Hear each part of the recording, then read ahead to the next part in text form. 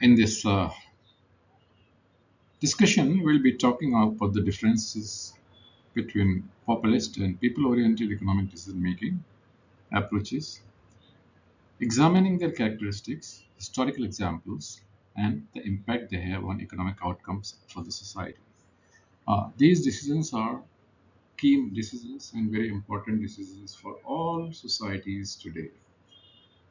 They cut across the entire realm of decision making, administrative, legal, political, or whatever, international, national, financial.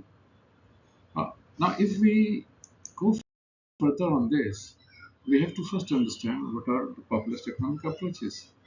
The populist economic approaches typically emphasize on appeal directly to general population, often involve rhetoric against elites, sometimes favoring short-term gains.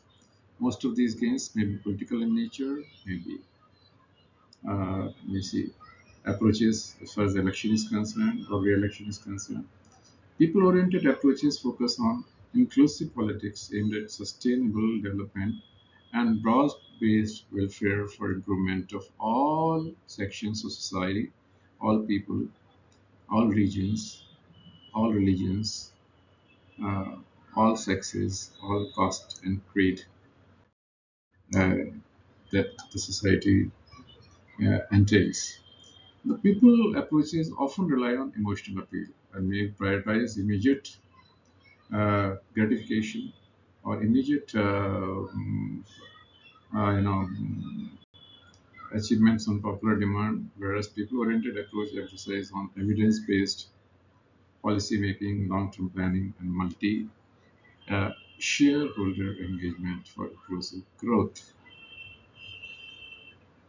Coming further, examining historical incidences such as populist economic approaches in Latin America versus people-oriented development models in Nordic countries illustrate how these approaches influence economic stability, inequality, and social cohesion. In fact, these decisions have impact on society, they have impact on development, they have impact on the entire country's approach to problem solving. So the historical example and case studies.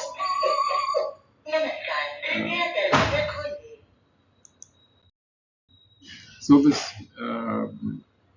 populist policies might lead to short-term popular approval, but risk economic volatility. They risk social division. People-oriented approach aim for sustainable economic growth, reduced inequalities, and stronger social trust, though they may require more complex implementation. These days, we are seeing a plethora of